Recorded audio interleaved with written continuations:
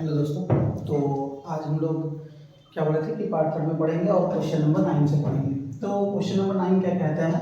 Question number 9 कहता है state whether each of the flowing set is a finite set और an infinite set. यानी कि ये जो सेट दिया गया है, यानी कि ये सेट फॉर्म में दिया गया है, तो ये क्या, ये सेट इनफाइनाइट है या फिर फाइनाइट है?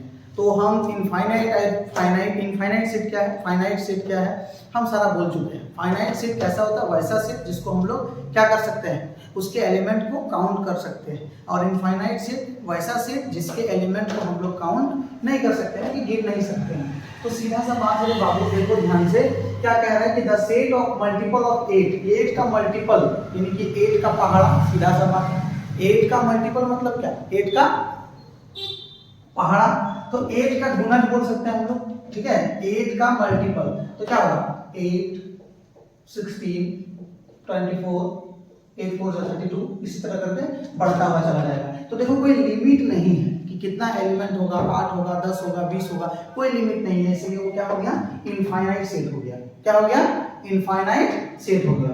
The set of integer less then 10। तो बाबू एक सेट ऑफ इंटीजर का एक सेट होगा। कैसा इंटीजर? जो 10 से कम हो, लेस देन 10। तो लेस देन 10 यानी कि हम लोग तो जानते हैं इंटीजर क्या होता है, 0 या फिर ऐसे करके डॉट डॉट डॉट -10 -9 -8 -7 ऐसे करते -1 फिर 0 फिर 1 2 3 4 10। 10 से ज्यादा नहीं ले सकते हैं, लेकिन 10 से कम में भी देखो इधर बहुत सारा इनफाइनाइट नंबर है, यानी कि -11 होगा, -12 होगा, माइनस जितना तक हम लोग गिन पाएंगे। तो ये भी क्या हो जाएगा, यानी कि क्वेश्चन नंबर 2 भी क्या हो जाएगा, इनफाइनाइट सेट हो जाएगा। क्वेश्चन नंबर 3 क्या कह रहा है, the set of whole number less than 12।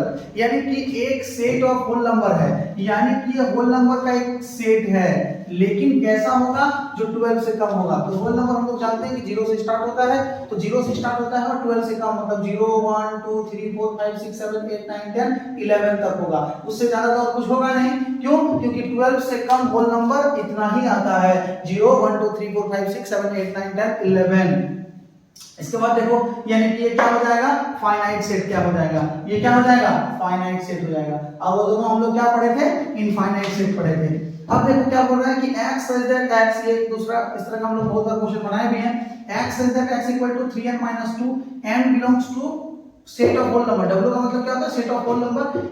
ऐसा होल नंबर होगा जो 8 के इक्वल टू या 8 से छोटा होगा, less than equal to n is, यानी कि n equal to whole number बोला है, तो 0 1 2 3 4 5 6 7 8, क्योंकि 8 के इक्वल टू में बोला है, ये n होगा। अब यहाँ पे फॉलो देखो, यहाँ पे तो मान लो 9 वैल्यूज है n का, तो 9 भी आप पुट करते हैं तो x का वैल्यू तो 9 ही निकलेगा ना, उससे ज्यादा तो निकलेगा नहीं। मान लो 0 पुट किए तो कोई वैल्यू आएगा, 1 पुट किए तो कुछ आएगा, 2 पुट किए तो कुछ आएगा, यानी कि ये काउंटेबल है, इसका एलिमेंट को हम लोग काउंट कर सकते हैं। तो ये भी तुम्हारा क्या हो जाएगा, ये भी तुम्हारा हो जाएगा फाइनाइट सेट, यानी कि वैसा सेट जिसका एलिमेंट को हम लोग काउंट कर सकते हैं, वो फाइनाइट सेट कहलाता है। तो जैसे यहाँ पे देखो बाबू, इस पे क्या हो गया, इस पे इंटीजर बोला है, ध्यान से समझो कि इसका n क्या होगा, सेम कंडीशन, वही कोई कंडीशन है, बस इसमें सेट ऑफ होल नंबर था, इसमें सेट ऑफ इंटीजर है। इंटीजर है जो 8 से छोटा, तो 8 से छोटा इंटीजर तो बाबू क्या होगा, यानी कि 7 होगा, 6 होगा, 5 होगा, 4 होगा, 3 2 1 फिर 0 फिर -1 फिर -2, इसी तरह करते करते n का इतना वैल्यू होगा कि हम लोग गिन नहीं पाएंगे। जितना n का वैल्यू होगा, इस x का भी उतना ही वैल्यू होगा, इसीलिए ये क्या हो जाएगा, इनफाइनाइट सेट। यानी कि क्वेश्चन नंबर 5 हम लोग का क्या हो जाएगा, इनफाइनाइट सेट हो जाएगा। क्वेश्चन नंबर 6 क्या कह रहा है, क्वेश्चन नंबर 6 कह रहा है कि x such that x equal to n - 2 by n + 1, n belongs to whole number, एक होल नंबर होगा, यानी कि होल नंबर होगा तो n क्या क्या हो सकता है बाबू, n equal to 0 1 2 3 dot dot dot. बहुत अच्छा, इसमें लिमिटेशन कुछ नहीं ना दिया है बुक में, अच्छा देख लेंगे इसमें क्या है। देखो जैसे कि होल नंबर अगर दिया है ऐसे ही दिया होगा, देखो n इक्वल टू क्या है, होल नंबर, ठीक है। तो होल नंबर कहने का मतलब क्या है कि 0 से लेकर वो इनफाइनाइट होगा, और जितना n का वैल्यू होगा उतना ही x का वैल्यू होगा, ठीक है। यानी कि ये इनफाइनाइट है तो ये भी इनफाइनाइट होगा, तो ये भी सेट ऑफ क्या है, इनफाइनाइट सेट है। ये क्या है, इनफाइनाइट सेट है। तो हम लोग क्वेश्चन नंबर 9 को कोशिश की समझने का, नहीं समझ में आता है तो बेझिझक कमेंट बॉक्स में कमेंट करो। क्वेश्चन नंबर 10 क्या कह रहा है, क्वेश्चन नंबर 10 कह रहा है कि answer whether the flowing statements are true और फॉल्स, यानी कि ये जो स्टेटमेंट्स ये दिया है, स्टेटमेंट यानी कि ये जो कहा है क्या वो सच है या गलत, यानी कि ट्रू है या फॉल्स, सत्य या असत्य। तो ट्रू या फॉल्स अरे बाबू, तो देखो इसमें क्या बोल रहा है कि the set of even natural number less then 21। तो सबसे पहले मान लो कि द सेट ऑफ, इसको हम लोग ए मान लेते हैं, इवन नेचुरल नंबर होगा। Even natural number, even number तो जो 2 से डिवाइड करें यानी कि 2 नेचुरल नंबर तो 2 हो जाएगा, 4 हो जाएगा, 6 हो जाएगा, 8 10 12 14 16 18 20, इसके बाद तो और कुछ है नहीं, ये हो गया। और b इक्वल टू हम लोग सेट मान लेते हैं क्या, set of odd natural number less then 21, ठीक है। तो जैसे ना पावर जाता है कभी चलो देखो, तो क्या बोल रहा है कि set of odd natural number less then 21, एक ऑड नेचुरल नंबर होना चाहिए। तो ऑड नेचुरल नंबर आपको क्या होता है, 1 3 5 7 9 11 13 15 17 19, यही हो गया। तो देखो ये होता है दोनों इक्विवेलेंट होगा। तो इक्विवेलेंट कब होता है, जब एक सेट का नंबर ऑफ एलिमेंट दूसरे सेट के नंबर ऑफ एलिमेंट के अगर इक्वल हो जाए तो वो दोनों इक्विवेलेंट कहलाता है। हम तो ये बताया कि आर इक्वल क्या होता है कि अगर एक सेट का सारा एलिमेंट दूसरे सेट के सारे एलिमेंट के इक्वल हो जाए, मतलब सब इसमें जो है एलिमेंट उसमें भी वही एलिमेंट होना चाहिए, तो वो क्या हो जाएगा, इक्वल, ना उससे ज्यादा ना उससे कम, नंबर में भी और वो सब भी एलिमेंट भी। तो देखो 1 2 3 4 5 6 7 8 9 10, यानी कि number of A equal to निकल गया बाबू कितना, 10। और देखो 1 2 3 4 5 6 7 8 9 10, यानी कि number of B equal to कितना निकल गया, 10। तो देखो number of A equal to number of B, यानी कि नंबर ऑफ ए का एलिमेंट और नंबर ऑफ बी का एलिमेंट दोनों इक्वल हो गया। इसका मतलब ये इक्विवेलेंट सेट तो है, इसका मतलब ये हो जाएगा ट्रू, एक नंबर का क्या हो जाएगा, ट्रू। इसके बाद देखो 2 नंबर क्या कह रहा है, 2 नंबर कह रहा है e equal two factor of 16, factor of 16 मतलब 16 को कौन-कौन डिवाइड कर रहा है, ठीक है। तो क्या कौन-कौन करता है, तो देखो बाबू e इक्वल टू 1 करेगा, 1 से ही देखना है कि नेगेटिव या जीरो समझ देना है। 1 3 सॉरी 3 कहां से आ जाएगा, 1 कर सकता है इसको डिवाइड, 2 कर सकता है और 4 कर सकता है, और क्या कर सकता है, 8 कर सकता है और कुछ कर सकता है, 16 कर सकता है। f इक्वल टू क्या बोला, फैक्टर ऑफ 20, तो फैक्टर ऑफ 20 को कौन-कौन डिवाइड कर सकता है, 1 कर सकता है, 2 कर सकता है और तुम्हारा जाके क्या कर सकता है, 4 कर सकता है, 5 कर सकता है और 10 कर सकता है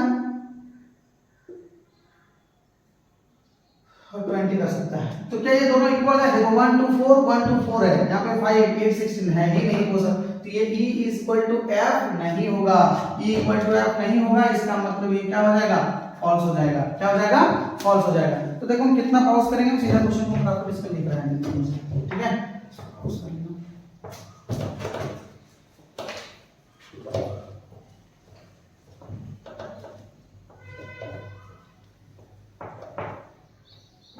एक वीडियो बनाने में काफी झंझट होता है, इसीलिए अगर अच्छा लगता है वीडियो तो लाइक जरूर कर देना, अगर नहीं लगे तो फिर तो कमेंट बॉक्स में कर ही देना, वो अपने स्वतंत्र हो। लेकिन अगर वीडियो अच्छा लग रहा है या फिर हम समझाने में थोड़ा सक्षम हो रहे हैं तो वीडियो को लाइक और मेरे चैनल को सब्सक्राइब जरूर कर देना, इससे क्या होगा और थोड़ा एनर्जी मिलेगा, हालांकि पढ़ाएंगे।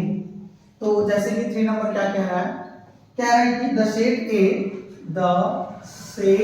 ए इंटीजर लेस देन 20, या क्या होगा, इंटीजर लेस देन 20 कहा है, और क्या कहा है, is a finite set, is a finite set, क्या ये ट्रू है या false. The set of a integer less than 20 से कम, लेस देन कितना होगा, तो a इक्वल टू इतना होगा, 20 से कम मतलब समझ रहा है क्या क्या हो सकता है, 19 18 17 16 15 14 डॉट डॉट, इसके बाद 0 1 -1 -2 -3 ऐसे करके बहुत सारा सेट हो जाएगा, ये क्या हो जाएगा, इनफाइनाइट। इसका मतलब वो बोला एक फाइनाइट होगा, इसका मतलब ये क्या हो गया बाबू, फॉल्स हो गया, क्या हो गया, फॉल्स हो गया, ठीक है। इसके बाद क्वेश्चन नंबर क्या कह रहा है, 4 कह रहा है कि if a equal to x such that x is an even prime number, is an even prime number, even prime number, then A is empty. Empty का मतलब हम समझाए थे वैसा से जिसमें कोई एलिमेंट नहीं है, कोई खाली एलिमेंट। तो देखो इसको हम लोग पहले देखते हैं क्या होता है। बोलते हैं x is an even prime number, वैसा प्राइम नंबर जो इवन हो। तो प्राइम नंबर क्या क्या हो सकता है, तो हो सकता है 5, 7, 11, ये सब प्राइम नंबर है जिसका 2 ही फैक्टर हो, एक खुद और एक 1, इसके अलावा कोई फैक्टर नहीं हो, यही ना उसी को प्राइम नंबर बोलते हैं। तो प्राइम नंबर होना चाहिए लेकिन इवन होना चाहिए। तो यस बाबू, एक एलिमेंट है जो इवन भी है और प्राइम भी है, 2 इवन नंबर भी है, प्राइम नंबर भी है, यानी कि एम्प्टी सेट तो नहीं होगा, क्योंकि एम्प्टी सेट तब होता है जिसमें कोई एलिमेंट ही नहीं होता। इसका मतलब ये भी क्या हो जाएगा, फॉल्स हो जाएगा। ठीक है, ये क्या हो जाएगा, फॉल्स हो जाएगा। अब जैसे तुम्हारा क्वेश्चन नंबर क्या आ गया, अब 5 पे चलते हैं।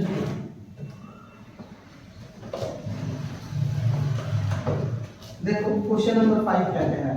क्वेश्चन नंबर 5 कह रहा है कि the set of odd prime number, देखो the set of odd prime number is empty set, कहने का मतलब देखो set of odd prime number is empty set, मतलब ऑड प्राइम नंबर का सेट। तो ऑड प्राइम नंबर क्या नहीं आता है, देखो ऑड प्राइम नंबर क्या क्या आता है, एक तो 3 ऑड नंबर भी है, प्राइम नंबर भी है कि नहीं है, ऑड भी है और प्राइम नंबर भी है। 3 हो गया, 5 हो गया, 7 हो गया, इसके बाद 11 हो गया। ठीक, कुछ भी हो सकता है ना सेट में, यानी कि एलिमेंट जिसमें हो रहा है बहुत ज्यादा हो रहा है, तो वो एम्प्टी सेट तो नहीं होगा। इसका मतलब ये भी क्या होगा रे बाबू, ये भी क्या होगा, फॉल्स होगा। ठीक है, इसके बाद देखो 6 नंबर क्या कह रहा है, बोलता है कि the set of square of, यहाँ पे क्या लिखा है, the set of square of integer and the set of whole number, set of whole number are equal। देखो बोला है कि set of square of integer, तो सबसे पहले इंटीजर को हम लोग समझते हैं कि क्या क्या हो सकता है। 0 हो सकता है, +-1, +-2, +-3, +-4, इसी तरह कितना बढ़ता है बाबू, बढ़ता है। ये इंटीजर है और ये क्या है, सेट ऑफ होल नंबर। तो सेट ऑफ होल नंबर यानी कि W = 0, 1, 2, 3, 4 यही होता है। लेकिन ये जो सेट बोला है ना, स्क्वायर ऑफ इंटीजर बोला है, ध्यान से समझो। तो जैसे मान लो a = हम लोग मान लिए 0 का स्क्वायर 0, 1 का स्क्वायर चाहे वो प्लस रहे चाहे -1, 2 का कुछ भी रहे तो 4 होगा, इसी तरह कितना होगा, 3 का कितना होगा, 9 होगा। आप देखो होल नंबर मान लो ये b = हम लोग मान लेते हैं 0 का स्क्वायर 0। अच्छा, set of directly whole number बोल दिया, यहाँ पे स्क्वायर ऑफ इंटीजर बोला था। स्क्वायर ऑफ इंटीजर मतलब हो गया 149। ये तो बाबू 0, 1, 2, 3 कुछ भी आ सकता है। इसका मतलब ये दोनों के एलिमेंट क्या है, इक्वल नहीं है। देखो 0, 0 है, 1, 1 है, लेकिन यहाँ 4 आ गया, यहाँ क्या आ गया, 3 आ गया। इसका मतलब ये इक्वल तो नहीं होगा, not equal set, not a equal set. समझ में आ गया बात को?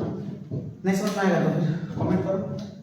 और ऐसा होता है ना कि देखो जैसे हम तो उतना दिन से एक्सपीरियंस हमको बहुत ज़्यादा यूट्यूब का है नहीं, ठीक है।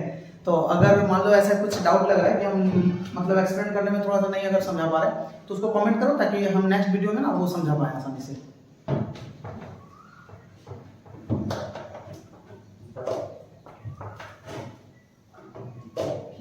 बहुत ज़्यादा एक्सपीरियंस है नहीं। क्लास तो खैर हम ऑफलाइन क्लास तो बहुत दिन से ही पढ़ा रहे हैं यहाँ पे, लेकिन ऑनलाइन तो कुछ नया नया स्टार्ट किए। तो देखो 7 नंबर क्या कह रहा है कि if n number of p equal to number of m चलो कैपिटल में है, दोनों कैपिटल में ही है, चलो दे देते हैं, देन p m, यानी कि p और m, इसका मतलब कि क्या होगा ये, ठीक है। तो देखो इसको बड़ा आसानी से हम लोग इसको समझ सकते हैं। क्या समझ सकते हैं कि अगर ये तीर है, अगर ये क्या है, तीर है, तो हम लोग इसको क्या मानते हैं? देखो ये इसका मतलब क्या होता है? Equivalent set. ये इक्विवेलेंट सेट इसका मतलब होता है कि क्या अगर number of p equal to number of m रहे, ये दोनों क्या इक्विवेलेंट सेट होगा?